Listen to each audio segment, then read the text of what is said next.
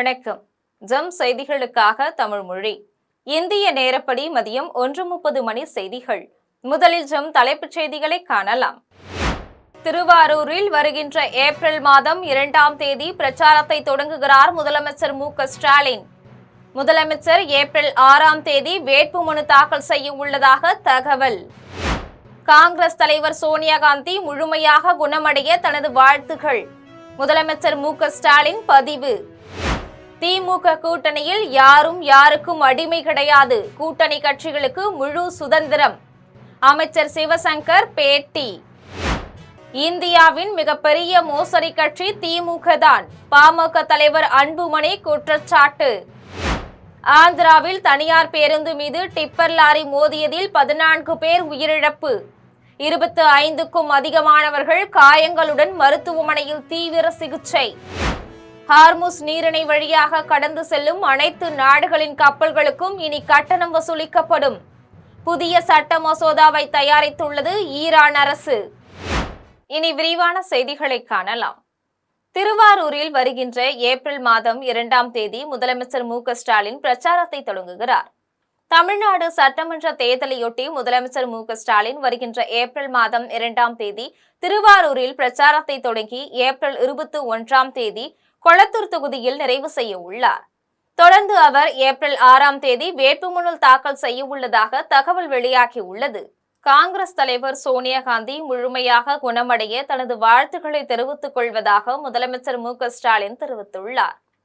முதலமைச்சர் மு.க.ஸ்டாலின் தனது எக்ஸ் தள பதிவில் காங்கிரஸ் தலைவரும் நாடாளுமன்ற உறுப்பினருமான சோனியா காந்தி மருத்துவமனையில் சேர்க்கப்பட்டுள்ள தகவலை கேட்டு கவலையாக உள்ளது என்று தெரிவித்தார். சோனியா காந்தி விரைவில் குணமடைந்து வீடு திரும்புவார் என தனக்கு நம்பிக்கை உள்ளது என்றார். மேலும் அவர் முழுமையாக குணமடைய தனது வாழ்த்துக்களை தெரிவித்துக் கொள்வதாகவும் கூறினார். திமுக கூட்டணியில் யாரும் யாருக்கும் அடிமை கிடையாது, கூட்டணி கட்சிகளுக்கு முழு சுதந்திரம் உள்ளது என்று அமைச்சர் சிவசங்கர் தெரிவித்துள்ளார். சென்னையில் போக்குவரத்து துறை அமைச்சர் சிவசங்கர் செய்தியாளர்களை சந்தித்து பேசினார். அப்போது பேசிய அவர், மோடியா லேடியா என பாஜகவிற்கு சவால் விட்ட ஜெயலலிதாவின் நிலைப்பாட்டை எடப்பாடி பழனிசாமி இன்று மாற்றிவிட்டார். இதனால் பீகாரில் நிதிஷ்குமாருக்கு வந்த நிலைதான் எடப்பாடி பழனிசாமிக்கு வரும் என்று தெரிவித்தார். இதையடுத்து வேல்முருகன் தேர்தலில் கேட்ட இடம் கிடைக்கவில்லை என்பதற்காக அவதூறை பரப்புகிறார் என்று குற்றம் சாட்டினார். திமுக கூட்டணியில் யாரும் யாருக்கும் அடிமை கிடையாது, கூட்டணி கட்சிகளுக்கு முழு சுதந்திரம் உள்ளது என்று தெரிவித்தார். மேலும் மக்களின் கருத்தை உள்வாங்கி அவர்களின் பிரதிபலிப்பாக உருவாகி வரும் திமுக தேர்தல் அறிக்கை விரைவில் வெளியிடப்படும் என்று தெரிவித்தார். இந்தியாவின் மிகப்பெரிய மோசடி கட்சி திமுக தான் என பாமக தலைவர் அன்புமணி குற்றம் சாட்டியுள்ளார். பாமக தலைவர் அன்புமணி தனது சமூக வலைதள பக்கத்தில் திமுக அரசை கண்டித்து கண்டன அறிக்கை வெளியிட்டுள்ளார்.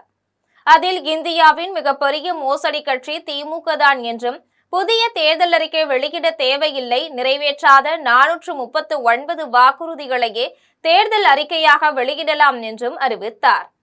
பொய்யிலே வளர்ந்த திமுக நிறைவேற்றப்படாத வாக்குறுதிகள் தொடர்பாக இன்னும் ஒரு பொய்யை கூறி மக்களை ஏமாற்றலாம் என்று நினைத்தால் அது கனவிலும் நடக்காது என்று கூறினார். தேர்தல் வாக்குறுதிகளில் 98% நிறைவேற்றிவிட்டோம் என்று முதலமைச்சர் மு.க.ஸ்டாலினும் அவரது அமைச்சரவை சகாக்களும் வாய்க்கு வந்தபடி பொய்களை கூறியுள்ளதாக விமர்சனம் செய்தார். இதன் பின்னர் நிறைவேற்றப்படாத திமுக வாக்குறுதிகளை பட்டியலிட்டு கேள்வி எழுப்பினார். ஆந்திராவில் தனியார் பேருந்து மீது எதிர் திசையில் வந்த டிப்பர் லாரி மோதியதில் 14க்கும் மேற்பட்டோர் உயிரிழந்துள்ளனர். தெலுங்கானா மாநிலம் ஐதராபாத்தில் இருந்து ஆந்திரா நோக்கி தனியார் பேருந்து ஒன்று இரவு 40 பயணிகளுடன் சென்று கொண்டிருந்தது. மார்க்காபுரம் அருகே சென்றபோது எதிர் திசையில் வந்த டிப்பர் லாரி பேருந்து மீது மோதியதில் பேருந்தில் இருந்த டீசல் டேங்கரில் தீப்பற்றி எரிய ஆரம்பித்தது.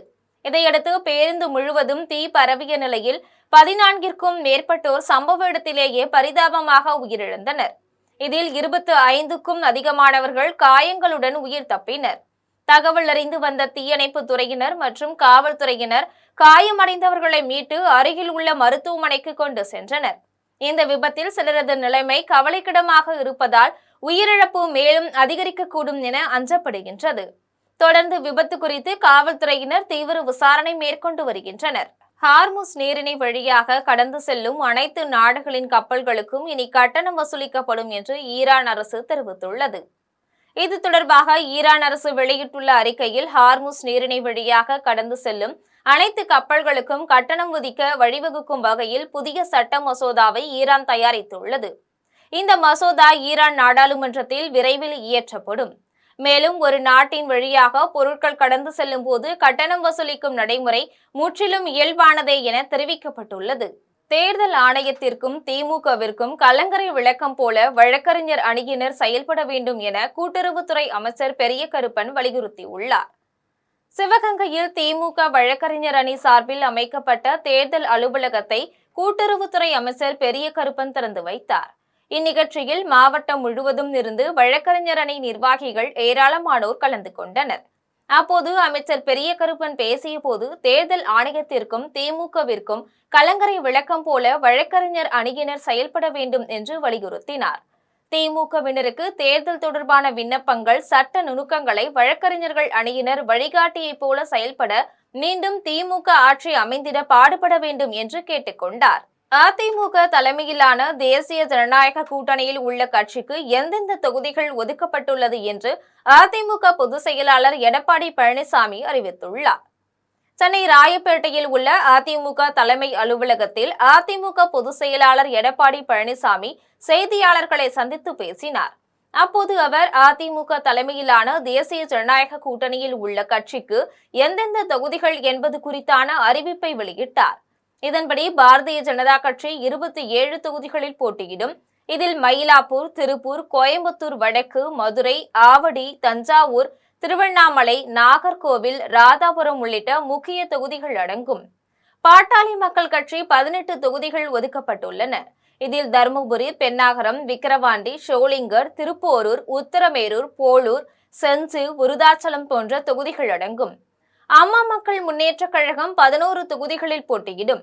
இதில் மன்னார்குடி, திருவையாறு, நாங்குநேரி, திருச்சிராப்பள்ளி பகுதிகள் மற்றும் மதத்துக்குளம் ஆகியவை அடங்கும். தமிழ் மாநில காங்கிரஸ் கட்சி 5 தொகுதிகள் வழங்கப்பட்டுள்ளன. இவை ஒத்தக்கடை, ஈரோடு, ராணிப்பேட்டை, கீழ்வேலூர் மற்றும் கும்பகோணம் அடங்கும்.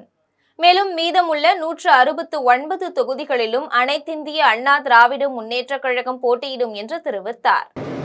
அம்மா மக்கள் முன்னேற்ற கழக கட்சிக்கு ஏற்கனவே 11 சட்டமன்ற தொகுதியில் அறிவிக்கப்பட்டுள்ளன. அந்த 11 சட்டமன்ற தொகுதியில் எந்தெந்த தொகுதிகள் அந்த கட்சி வழங்கப்படுகின்ற விவரத்தை தெரிவிக்கின்றேன். 1 பெரியகுளம், 2வது மன்னார்குடி, 3வது திருவையாறு, 4வது காரைக்குடி, 5வது திருப்பத்தூர் மாவட்டம், 6வது நாங்குநேரி, 7வது ஒட்டப்பிடாரம், 8வது திருச்சிராப்பள்ளி மேற்கு, 9வது சைதாப்பேட்டை, 10வது பூந்தமல்லி, 11வது மடத்துக்குளம். இந்த 11 சட்டமன்ற தொகுதியிலும் அம்மா மக்கள் முன்னேற்ற கழகம் போட்டியிடும். முதலமைச்சர் மு.க.ஸ்டாலின் உத்தரவிட்டால் போடி தொகுதியில் தான் போட்டியிடுவேன் என்று முன்னாள் முதலமைச்சர் ஓ பன்னீர்செல்வம் தெரிவித்துள்ளார். தேனி மாவட்டம் போடிநாயக்கனூரில் முன்னாள் முதலமைச்சர் ஓ பன்னீர்செல்வம் தனது அலுவலகத்தில் செய்தியாளர்களை சந்தித்து பேசினார். அப்போது அவர் பேசிய போது முதலமைச்சர் மு.க.ஸ்டாலின் உத்தரவிட்டால் போடி தொகுதியில் தான் போட்டியிடுவேன் என்று தெரிவித்தார். தொடர்ந்து மக்களுக்கு பயனுள்ள திட்டங்கள் அனைத்தும் இடம்பெறும் வகையில் திமுக தேர்தல் அறிக்கை விரைவில் வரும் என தெரிவித்தார். திமுகவிற்கு அரசியல் களத்தில் எதிரிகள் என யாரும் இல்லை என்றும் விஜய் முதலில் அரசியல் களத்தில் தன்னை முதலில் நிரூபிக்க வேண்டும் என்றும் கூறினார். தமிழகத்தில் போதைப் புழக்கம், பாலியல் குற்றங்கள் நடைபெறுவது இயற்கைதான். ஆனால் அதற்கு திமுக அரசு உடனடியாக நடவடிக்கை எடுத்துள்ளது என்று தெரிவித்தார். சில நேரங்களில் உண்மை பேசுகிறேன், சில நேரங்களில் நான் சட்டமன்ற தொகுதியில் 2013 வாக்குறுதிகள் ஒன்றை தவிர வாக்கியெல்லாம் நிறைவேற்றி டாப் ஸ்டேஷனுக்கு ரோடு போடப்பட்டு அளிக்கக்கூடிய அது மட்டும்தான் நீங்கள் ஏனென்று சொன்னால் அதற்கு தயாரிப்பு செங்குத்தான மலைப்பகுதியாக இருந்தனால் 3-4 சர்வேகள் நடத்தப்பட்டது. ரோடு போடக்கூடிய வசதிகள் இல்லை. அதாவது அந்த காலத்திலே அரசியல் ஆதாயத்திற்காகவும் அண்ணாமலையை அவதூறாக பேசிய நிர்வாகி ராமமூர்த்தி பொதுவெளியில் மன்னிப்பு கேட்க வேண்டும் என தமிழ்நாடு கம்மநாயுடு எழுச்சி பேரவை நிர்வாகி பாலாஜி உத்தமராமசாமி வலியுறுத்தியுள்ளார். கோவையில் தமிழ்நாடு கம்மநாயுடு எழுச்சி பேரவை சார்பில் தனியார் அரங்கில் யுகாதி பண்டிகையொட்டி நிகழ்ச்சி நடைபெற்றது. நிகழ்ச்சியில் பங்கேற்க பாஜக முன்னாள் மாநில தலைவர் அண்ணாமலை வந்தபோது திமுகவினர் நிகழ்ச்சியில் பங்கேற்காமல் அங்கிருந்து புறக்கணித்து சென்றனர். இந்த சம்பவம் தொடர்பாக தமிழ்நாடு கம்மநாயுடு எழுச்சி பேரவையின் நிர்வாகி பாலாஜி உத்தமராமசாமி செய்தியாளர்களை சந்தித்து பேசிய போது, தமிழ்நாடு கம்மநாயுடு எழுச்சி பேரவையை சேர்ந்த ராமமூர்த்தி என்ற நிர்வாகி திமுகவுக்கு ஆதரவாக செயல்பட்டதாகவும், அரசியல் ஆதாயத்திற்காக அண்ணாமலையை அவதூறாக பேசிய நிர்வாகி ராமமூர்த்தி பொதுவெளியில் மன்னிப்பு கேட்க வேண்டும் என்றும் வலியுறுத்தினார். தொடர்ந்து நிர்வாகியின் செயலுக்கு தமிழ்நாடு கம்மநாயுடு எழுச்சி பேரவை மாநில நிர்வாகிகள் மற்றும் உறுப்பினர்கள் கண்டனம் தெரிவித்தனர். நான் எப்படி ஒரு சமுதாயத்திலிருந்து இன்னொரு சமுதாயத்துக்காரன் என்னோட ஸ்டேஜுக்கே வரக்கூடாது அப்படின்னா, இந்த கமவார் சமூகம் மட்டுமே கோவை கட்டமைக்கலைங்க. எல்லாரும் சேர்ந்து ஊர் கூடிதான் தேர்ந்தெடுத்திருக்கோம். எல்லா சமுதாயமும் இருக்காங்க. அப்போ நம்மளோட வீட்டுக்கு ஒரு விருந்தாளி வர்றாங்கன்னா அவங்க எதிரியா இருந்தா கூட வாங்கன்னு சொல்லி வரவேற்கிறது தான் நம்ம மாண்பு. குறிப்பா எங்களுடைய மாண்பு அதுதான். அதைய தவற விட்டாங்கன்னு தான் நான் சொல்றேன். தேர்தலில் வாக்காளர்கள் அனைவரும் 100% வாக்களித்திட வேண்டும் என்று மாவட்ட தேர்தல் அலுவலர் அருணா தெரிவித்துள்ளார்.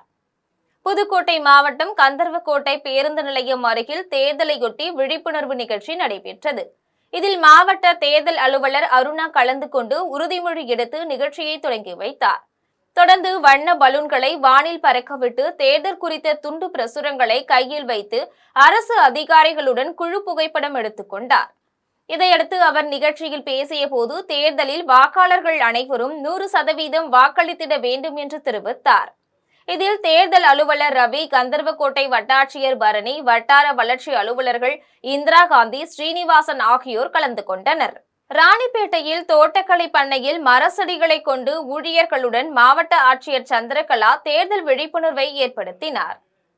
ராணிப்பேட்டையில் உள்ள நவ்லாக் பகுதியில் செயல்பட்டு வரும் அரசு தோட்டக்கலைத்துறை பண்ணையில் ராணிப்பேட்டை மாவட்ட ஆட்சியர் முனைவர் சந்திரகலா தமிழ்நாடு சட்டமன்ற பொது தேர்தல் 2026 வாக்காளர்களுக்கு இடையே 100% வாக்குப்பதிவு குறித்து விழிப்புணர்வு ஏற்படுத்தினார். இதில் அவர் அங்கு அமைக்கப்பட விழிப்புணர்வு வாசகத்தை தோட்டக்கலை ஊழியர்கள் மற்றும் மகளிர் சுய உதவிக்குழு பெண்களுடன் நின்று கொண்டு செல்ஃபி எடுத்துக் கொண்டார். நிகழ்ச்சியில் வேளாண்மை இணை இயக்குனர் அசோக் குமார், மகளிர் திட்ட இயக்குனர் செந்தில்குமரன், வருவாய் கோட்டாட்சியர் ராஜு உள்ளிட்ட ஏராளமானோர் கலந்து கொண்டனர். பாஜக ஒரு மிகப்பெரிய பாறங்கள் என்றும் அதில் கட்டிக்கொண்டு குதிப்பவர்கள் மூழ்கி விடுவார்கள் என்றும் நடிகர் SV சேகர் கடுமையாக விமர்சித்துள்ளார். திண்டுக்கல்லில் திருமண நிகழ்ச்சியில் கலந்து கொண்ட பிறகு நடிகர் SV சேகர் பத்திரிகையாளர்களை சந்தித்து பேசினார். அப்போது குழந்தைகளுக்கு கல்வி போதிப்பதை விட நமது கலாச்சாரத்தையும் ஒழுக்கத்தையும் கற்றுக் கொடுக்க வேண்டும் என வலியுறுத்தினார். தொடர்ந்து பேசிய நடிகர் SV சேகர், சினிமா நடிகர்களை சினிமா ஸ்கிரீன்களில் மட்டும் நடிகராக பாருங்கள் என்றும், அவர்களை எல்லாம் தெரிந்த புத்திசாலிகளாக நினைக்காதீர்கள் என்றும் மறைமுகமாக தவிக தலைவர் விஜயை விமர்சனம் செய்தார். அடித்தட்டு மக்களும் IAS IPS ஆக முடியும் என்பதை நிரூபித்து காட்டியது திமுக ஆட்சியில்தான் என்றார். பாஜக ஒரு மிகப்பெரிய பாறங்கள் என்றும் அதில் கட்டிக்கொண்டு குதிப்பவர்கள் மூழ்கி போவார்கள் என்றும் கடுமையாக விமர்சித்தார். ஆனா கமலஹாசன் வேண்டாம், எனக்கு என்னால உங்களுக்கு சிரமம் வேணாம், அதான் பெருந்தன்மை, அரசியல் நாகரிகம், இந்த 2 சீட்னால என்ன வந்துட போகுது அப்படின்னு அவர் நினைச்சார். வேல்முருகன் பாருங்க, அதே சமயத்துல ஒரே ஒரு சீட்டு வாங்கிக்கிட்டு கமிட்டிலெல்லாம் சேர்மனாக இருந்தவர் சவால் விடுறார். இதுக்கே 2 வாரம் முன்னாடி அசம்பிளியில அப்படி வாயில ரத்த வர மாதிரி புகழ்ந்து பேசுறாரு முதலமைச்சர். அவருக்கு 2வது சீட்டு இல்லைன்னு மறுபடியும் வாயில ரத்த வர மாதிரி கெட்ட வார்த்தையில தேவையில்லாத அசிங்கமா பேசுறாரு. எதுக்கு? அப்போ அந்த நம்முடைய வேல்முருகனுக்கு அவ்வளவு பெரிய மக்கள் சக்தி இருந்தா அவரே பண்ருட்டில சுயேட்சையா நின்று ஜெயிக்கட்டுமே. வருகின்ற 2000 ஆண்டுகளுக்கு நமது பாரம்பரியத்தை காக்க வேண்டும் என்ற நோக்கத்தில்தான் சிறுவர்களுக்கு பாரம்பரிய விளையாட்டுகள் சொல்லித் தருவதாக விவசாயி தேவேந்திரன் தெரிவித்துள்ளார். தஞ்சை மாவட்டம் பாதரக்கோட்டையை சேர்ந்த தேவேந்திரன் ஜெம் தொலைக்காட்சிக்கு பிரத்யேக பேட்டி அளித்தார். அப்போது பேசிய அவர், தான் IT கம்பெனியில் மாதம் 1 லட்சம் ரூபாய் வருமானத்தை விட்டுவிட்டு சிறுவர்களுக்கு பாரம்பரிய விளையாட்டுகள் மற்றும் இயற்கை விவசாயம் குறித்து பயிற்சி அளித்து வருவதாக தெரிவித்தார். மேலும் வருகின்ற 2000 ஆண்டுகளுக்கு நமது பாரம்பரியத்தை காக்க வேண்டும் என்ற நோக்கத்தில்தான் சிறுவர்களுக்கு பாரம்பரிய விளையாட்டுகள் சொல்லித் தருவதாக தெரிவித்தார். இதையடுத்து நம்மாழ்வார் கண்ட கனவை நிறைவேற்றி வருவதாகவும் கூறினார். இதில் வந்து 3 ஏக்கரில் நம்ம பயிர் பண்ணியிருக்கோம். 3 ஏக்கரில் பார்த்தீங்கன்னா உங்களுக்கு கலப்பினமாக தான் போட்டிருக்கோம். கிழங்கு வகைகள் இருக்குது, கீரை வகைகள் இருக்குது, பயிர் வகைகள் இருக்குது. இது எல்லாமே கலப்பினமாக போடும்போது நோய் தாக்குதல் ரொம்ப கம்மியாக இருக்குது. பாரம்பரியமான மரபு விதைகளை பயன்படுத்தி தான் இதெல்லாம் பண்ணியிருக்கோம். கத்திரிக்காய், வெண்டைக்காய், அவரைக்காய், பாவக்காய் இது எல்லாமே. இது வந்து ரொம்ப பார்த்து பண்ணிக்கிட்டு இருக்கோம். இப்போ என்னோட பள்ளி ஆரம்பிக்கணும்னு ஒரு கனவு, பாரம்பரிய பள்ளி, மாவட்டத்துக்கு ஒரு பள்ளி வரணும்னு கனவு. அந்த பாரம்பரிய பள்ளியில் பாரம்பரியமாக என்ன இருக்கோ அதெல்லாம் இருக்கணும்னு கனவு. அதோட சின்ன ஒரு ஏற்பாடு தான் தோட்டக்காரன் இயற்கை வேளாண் பண்ணை. அந்த பண்ணையிலலாம் பேசிகிட்டு இருக்கோம். தாராபுரத்தில் மாற்றுத்திறனாளிகளும் அரசு அதிகாரிகளும் என் வாக்கு விற்பனைக்கு அல்ல என்ற பதாகைகளை கையில் ஏந்தி பேரணியாக சென்று பொதுமக்களிடம் விழிப்புணர்வு ஏற்படுத்தினர். திருப்பூர் மாவட்டம் தாராபுரம் கோட்டாட்சியர் அலுவலகத்தில் மாவட்ட மாற்றுத்திறனாளிகள் நலத்துறையின் சார்பில் தேர்தல் விழிப்புணர்வு பேரணி நடைபெற்றது. இதனை தேர்தல் அலுவலர் ஃபெலிக்ஸ் ராஜா கொடியசைத்து தொடக்கி வைத்தார். பேரணியில் ஏராளமான மாற்றுத்திறனாளிகளும் அரசு அதிகாரிகளும் பங்கேற்று அனைவரும் தவறாமல் வாக்களிக்க வேண்டும், என் வாக்கு விற்பனைக்கு அல்ல என்ற பதாகைகளை கையில் ஏந்தி பேரணியாக சென்று கோஷங்கள் எழுப்பி பொதுமக்களிடம் விழிப்புணர்வு ஏற்படுத்தினர். இந்நிகழ்ச்சியில் தாசில்தார் ராமலிங்கம், மாற்றுத்திறனாளிகள் நலத்துறை அலுவலர் குழந்தைசாமி, வட்டார ஒருங்கிணைப்பாளர் சந்துரு உள்ளிட்ட அரசு அதிகாரிகள் கலந்து கொண்டனர். ஆவணத்தாங்கோட்டை கிழக்கில் உள்ள அரசு பள்ளி NMMS தேர்வில் தொடர்ந்து தேர்ச்சி பெற்று சாதனை படைத்துள்ளது. புதுக்கோட்டை மாவட்டம் அறந்தாங்கி அருகே ஆவணத்தாங்கோட்டை கிழக்கில் உள்ள அரசு பள்ளியில் பயிலும் மாணவர்கள் 3 முறை தொடர்ந்து NMMS தேர்வில் தேர்ச்சி பெற்று சாதனை படைத்துள்ளனர். தொடர்ந்து மாணவர்களை பாராட்டும் விதமாக ஆசிரியர்கள், பெற்றோர்கள், சக மாணவர்கள் ஆகியோர் வெற்றி பெற்ற மாணவர்களுக்கு இனிப்புகள் ஊட்டி வாழ்த்துக்களை தெரிவித்தனர். இதையடுத்து வெற்றி பெற்ற மாணவர்கள் செய்தியாளர்களிடம் பேசிய போது இந்த தேர்வுக்காக ஒவ்வொரு ஆண்டும் சிறப்பு கவனம் செலுத்தப்படுவதாக தெரிவித்தனர். மேலும் இதற்கு உறுதுணையாக இருந்த ஆசிரியர்களுக்கும் பெற்றோர்களுக்கும் நன்றி தெரிவித்தனர். மதுரவாயலில் தேர்தல் கண்காணிப்பு பறக்கும் படையினரின் வாகன சோதனையின் போது உரிய ஆவணங்கள் இன்றி 1,13,61,000 ரூபாய் பணத்தை அதிகாரிகள் பறிமுதல் செய்துள்ளனர். சென்னை மதுரவாயலில் தேர்தல் அதிகாரி குமார் தலைமையில் தேர்தல் கண்காணிப்பு பறக்கும் படையினர் தீவிர வாகன சோதனையில் ஈடுபட்டனர். அப்போது தனியார் நிறுவனங்களிடமிருந்து பணம் எடுத்து செல்லும் தனியார் ஏஜென்சி வாகனத்தை பரிசோதனை செய்தனர். அதில் உரிய ஆவணங்கள் இல்லாமல் எடுத்து செல்லப்பட்ட 1,13,61,000 ரூபாய் பணத்தை பறிமுதல் செய்து அரசு கருவூலத்தில் ஒப்படைத்தனர். பணம் எடுத்து செல்லும் வாகனத்தில் பறிமுதல் செய்யப்பட்ட பணம் 31 டாஸ்மாக் கடைகளில் வசூல் தொகை மற்றும் ஆன்லைன் டெலிவரி நிறுவனங்களிடமிருந்து பெறப்பட்ட பணம் என்றும் தெரியவந்தது. இதையடுத்து உரிய ஆவணங்களை செலுத்தி பணத்தை பெற்றுக் கொள்ளுமாறு தேர்தல் அதிகாரி குமார் தெரிவித்துள்ளார். விருதாச்சலத்தில் தேர்தல் பறக்கும் படையினர் சோதனையில் 7 கோடி ரூபாய் மதிப்பீட்டில் தங்க நகைகளை பறிமுதல் செய்து வருமான வரித்துறை அதிகாரிகளிடம் ஒப்படைத்தனர். கடலூர் மாவட்டம் விருதாச்சலம் அருகே வேப்பூர் புறவழி சாலையில் உள்ள பரவலூரில் தேர்தல் பறக்கும் படையினர் வாகன சோதனையில் ஈடுபட்டிருந்தனர். அப்போது அவ்வழியாக வந்த சிறிய வகை சரக்கு ஏற்றும் வண்டியில் 7 கோடி ரூபாய் மதிப்பீட்டில் தங்க நகைகள் இருப்பது தெரியவந்தது. தொடர்ந்து வாகனத்தில் வந்த ஓட்டுநர், பாதுகாவலர், ஊழியர்கள் ஆகியோருடன் தேர்தல் பறக்கும் படையினர் விசாரணை மேற்கொண்டனர். விசாரணையில் சேலத்தில் உள்ள பிரபல நகைக்கடைகளில் கொடுக்கப்படும் நகைகளை கும்பகோணத்தில் உள்ள பல்வேறு நகைக்கடைகளுக்கு டெலிவரி செய்யும் பணியினை செய்து வருவதாக தெரிவித்தனர். இதையடுத்து நகையை பறிமுதல் செய்து விருதாச்சலம் வருவாய் வட்டாட்சியர் அலுவலகத்தில் ஒப்படைத்தனர். மேலும் இதுகுறித்து வருமான வரித்துறை அதிகாரிகள் விசாரணை மேற்கொண்டு வருகின்றனர். பொன்னேரியில் உள்ள சமூக நீதி மாணவியர் விடுதியில் மாணவிகளுக்கு மிரட்டல் விடுக்கும் அதிகாரிகளை உடனடியாக பணியிடை நீக்கம் செய்ய வேண்டும் என டாக்டர் அம்பேத்கர் பட்டியல் பழங்குடியின முன்னேற்ற சங்கத்தினர் மாவட்ட ஆட்சியரின் நேர்முக உதவியாளரிடம் புகார் மனு அளித்துள்ளதாக தெரிவித்துள்ளனர். திருவள்ளூர் மாவட்டம் பொன்னேரியில் தமிழக அரசின் சமூக நீதி மாணவியர் விடுதி செயல்பட்டு வருகிறது. இங்கு விடுதியில் கல்லூரி மாணவியர்களுக்கு வழங்கப்படும் உணவு தரமில்லாமல் இருப்பதாக பல மாதங்களாக குற்றச்சாட்டு எழுந்துள்ளது.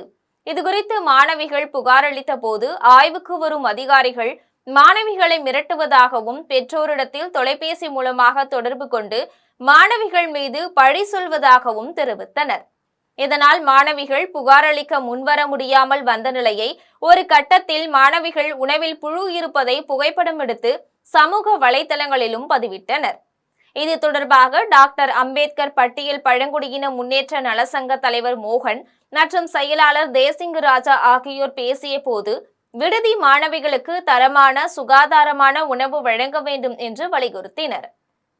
மாணவிகளுக்கு மிரட்டல் விடுக்கும் DAWO மற்றும் விடுதி காப்பாளர் உடனடியாக பணியிடை நீக்கம் செய்ய வேண்டும் என மாவட்ட ஆட்சியரின் நேர்முக உதவியாளரிடம் புகார் மனு அளித்துள்ளதாக தெரிவித்தனர். மாவட்டம் உள்ள இருக்குது. இதுல இப்போ நம்ம சமீபத்தில் ஒன்று இப்போ வந்திருக்குது.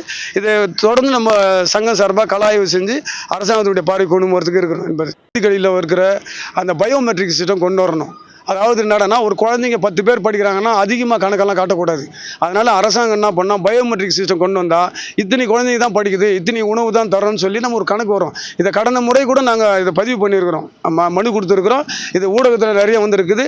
சம்மந்தப்பட்ட அரிசி கொஞ்சம் திருட்டு சம்பந்தம் வெல்ஃபேர் டிபார்ட்மெண்ட்டில் 3 பேர் கைது நீக்கி பணி நீக்கம் செஞ்சுருக்கிறாங்க. அது மேற்கொண்டு தொடர்ந்து DAW மாறினாலும் சரி அந்த ஒடுக்கப்பட்ட மாணவர்களுக்கு கிடைக்க வேண்டிய அந்த பெனிஃபிட் கிடைக்காமே தடை செஞ்சுன்னு இருக்கிறாங்க. அரசாங்கம் கொஞ்சம் நடவடிக்கை எடுக்கணும். தேசிய தாழ்த்தப்பட்ட ஆணையமா இது குறித்து நேரடி ஆய்வு செஞ்சு சம்பந்தப்பட்ட அதிகாரிகள் மேல துறை சார்ந்த நடவடிக்கை எடுக்க பணிவுடன் கேட்டுக்கொள்கிறோம். ஆரணி அருகே புதிதாக கட்டப்பட்ட நியாய விலை கடையை திறந்து வைத்த நிலையில் கட்டிட பணிகள் முழுமையாக முடியாத காரணத்தினால் இன்னும் மக்கள் பயன்பாட்டிற்கு வரவில்லை என பொதுமக்கள் வேதனை தெரிவித்தனர். திருவண்ணாமலை மாவட்டம் ஆரணி அருகே அம்பேத்கர் நகரில் 10 லட்சம் ரூபாய் மதிப்பீட்டில் புதிதாக பகுதி நேர நியாய விலை கடை கட்டிடம் கட்டப்பட்டு திமுக நாடாளுமன்ற உறுப்பினர் தரணிவேந்தன் கடந்த 14ஆம் தேதி திறந்து வைத்தார். ஆனால் பணிகள் முழுமையாக முடியாத காரணத்தினால் இன்னும் மக்கள் பயன்பாட்டிற்கு வரவில்லை. இதனால் மக்கள் 2 கிலோமீட்டர் சென்று மில்லர் சாலையில் உள்ள கடையில் வெயிலில் நின்று அத்தியாவசிய பொருட்கள் வாங்கி வரும் அவலநிலை தொடர்கதையாகி உள்ளதாக வேதனையை தெரிவித்தனர். எனவே சம்பந்தப்பட்ட அதிகாரிகள் உடனடியாக நடவடிக்கை எடுத்து பகுதி நேர நியாய விலை கடையை தங்கள் பகுதியில் விரைந்து செயல்படுத்த வேண்டும் என்று கோரிக்கை விடுத்தனர். DMK MP அவர் வந்தார். அவர் திறந்து வச்சார். திறந்து வச்சு இன்னும் ரேஷன் எதுவும் இறங்கலை. எங்களுக்கு ரொம்ப சிரமமாக இருக்குது. நாங்கள் 1.5 கிலோமீட்டர் நாங்கள் இங்கே வரதா இருக்குது. மாதம் நாங்கள் ஆட்டோவில் இங்கே வாங்கின்னு போகிறதா இருக்குது. எங்களால் நடக்கவும் முடியல. எங்களுக்கு கூடி சீக்கிரம் நீங்கள்லாம் தயவு செஞ்சு எங்களுக்கு ஒரு ஹெல்ப் பண்ணி எங்களுக்கு ஒரு ரேஷன் கடை திறந்து வச்சிங்கன்னா எங்களுக்கு ரொம்ப ஹெல்ப்பாக இருக்கும். காசர்கோடு அருகே பிளாஸ்டிக் தயாரிப்பு நிறுவனத்தில் திடீரென ஏற்பட்ட தீ விபத்தில் பல லட்சம் ரூபாய் மதிப்பிலான பொருட்கள் தீயில் எரிந்து நாசமாகியுள்ளது. கேரள மாநிலம் காசர்கோடு மாவட்டம் செருவத்தூரில் உள்ள தனியார் பிளாஸ்டிக் பொருட்கள் தயாரிப்பு நிறுவனத்தில் திடீரென தயாரிப்பு இயந்திர பகுதியில் தீ விபத்து ஏற்பட்டது. தொடர்ந்து அங்கு வைக்கப்பட்டிருந்த பிளாஸ்டிக் தயாரிப்பு பொருட்கள் அனைத்திலும் தீ பரவி முழுவதும் எரிய தொடங்கியது. இதுகுறித்து தகவல் அறிந்து சம்பவ இடத்திற்கு வந்த திரிகாரிப்பூர் மற்றும் காசர்கோட்டை தீயணைப்பு துறையினர் பல மணி நேரம் போராடி தீயை அணைத்தனர். மேலும் விபத்து குறித்து காசர்கோடு காவல்துறையினர் வழக்கு பதிவு செய்து விசாரணை மேற்கொண்டு வருகின்றனர். கோவில்பட்டியில் ஓசிக்கு சிகரெட் தர மறுத்த பெட்டி கடைக்காரரை இளைஞர் அரிவாளால் வெட்டிவிட்டு தப்பி ஓடிய சம்பவம் பெரும் பரபரப்பை ஏற்படுத்தியுள்ளது. தூத்துக்குடி மாவட்டம் கோவில்பட்டியில் உள்ள ராஜீவ் நகரை சேர்ந்த ஜோதி பசுவந்தனை சாலையில் உள்ள பெட்டிக்கடை நடத்தி வருகிறார். அவரது கடையில் இரவு மது போதையில் சில இளைஞர்கள் ஓசியில் சிகரெட் கேட்டுள்ளனர். இதற்கு அவர் தர மறுக்கவே அவருடன் வாக்குவாதத்தில் ஈடுபட்ட இளைஞர்கள் தாங்கள் கொண்டு வந்த அரிவாளை கொண்டு அவரை வெட்டிவிட்டு தப்பி ஓடிவிட்டனர். இதில் படுகாயமடைந்த ஜோதியை அருகில் இருந்தவர்கள் மீட்டு அரசு மருத்துவமனைக்கு அனுப்பி வைத்தனர். அங்கு முதலுதவி சிகிச்சை அளிக்கப்பட்டு மேல் சிகிச்சைக்காக நெல்லை அரசு மருத்துவக் கல்லூரி மருத்துவமனையில் அனுமதிக்கப்பட்டார். மேலும் இந்த சம்பவம் குறித்து கோவில்பட்டி கிழக்கு காவல் நிலைய காவல்துறையினர் வழக்கு பதிவு செய்து விசாரணை நடத்தி வருகின்றனர். இனி வருவது திரையுலக செய்திகள். பிரபல நடிகர் விஜய் ஆண்டனி நடிக்கும் 100 சாமி திரைப்படத்தில் இடம்பெற்றுள்ள மாய கனவோ என்னும் பாடலை படக்குழுவினர் வெளியிட்டுள்ளனர். பிரபல நடிகர் விஜய் ஆண்டனி 100 சாமி என்ற புதிய படத்தில் நடித்துள்ளார். இயக்குனர் சசி இயக்கத்தில் இசையமைப்பாளர் பாலாஜி ஸ்ரீராம் இப்படத்திற்கு இசையமைத்துள்ளார். இந்த படத்தில் சுவாசிகா, லிசோமோல், கருணாஸ், காவ்யா, அனில் ஆகியோர் முக்கிய கதாபாத்திரங்களில் நடித்துள்ளனர். இதையடுத்து மாய கனவோ என்ற முதல் பாடலை படக்குழுவினர் வெளியிட்டுள்ளனர். தொடர்ந்து வருகின்ற மே 1ஆம் தேதி உழைப்பாளர் தினத்தன்று இப்படம் திரைக்கு வர உள்ளதால் நடிகர் விஜய் ஆண்டனியின் ரசிகர்களிடையே இப்படத்தின் மீதான எதிர்பார்ப்பு அதிகரித்துள்ளது. இனி வருவது உலக செய்திகள்.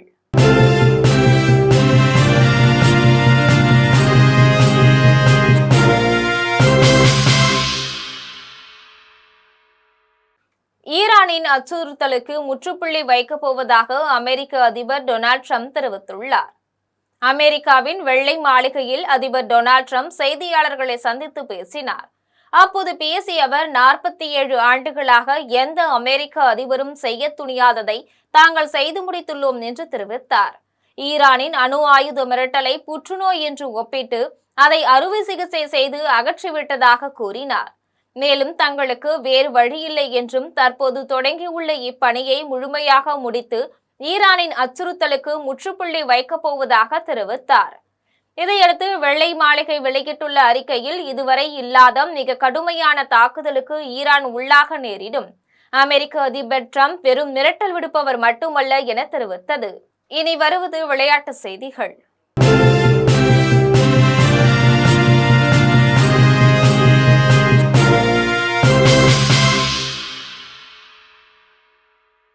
புளோரிடா நகரில் மியாமி ஓபன் டென்னிஸ் தொடரின் காலிறுதிப் போட்டியில் ஜிரி லெஹெகா வெற்றி பெற்று அரையிறுதிக்கு முன்னேறியுள்ளார். அமெரிக்காவின் புளோரிடா நகரில் மியாமி ஓபன் டென்னிஸ் தொடரின் ஆண்கள் ஒற்றையர் பிரிவின் காலிறுதிப் போட்டி நடைபெற்றது. இதில் செக் குடியரசை சேர்ந்த ஜிரி லெஹெகா ஸ்பெயின் மார்டின் லான்ஸ்ட்ரூஸுடன் மோதினார். போட்டியில் சிறப்பாக விளையாடிய ஜிரி லெஹெகா 7-1, 7-5 என்ற செட் கணக்கில் வெற்றி பெற்றார். இதன் மூலம் ஜிரி லெஹெகா அரையிறுதிப் போட்டிக்கு முன்னேறினார். இனி வருவது தங்கம், வெள்ளி மற்றும் பங்கு சந்தை விலை நிலவரம்.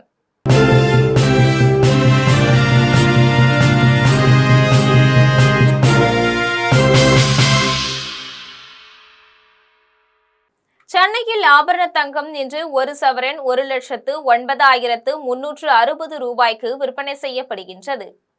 சென்னையில் இன்று ஆபரண தங்கத்தின் விலை கிராமுக்கு 70 ரூபாய் அதிகரித்து 13,670 ரூபாய்க்கு விற்பனை செய்யப்படுகின்றது.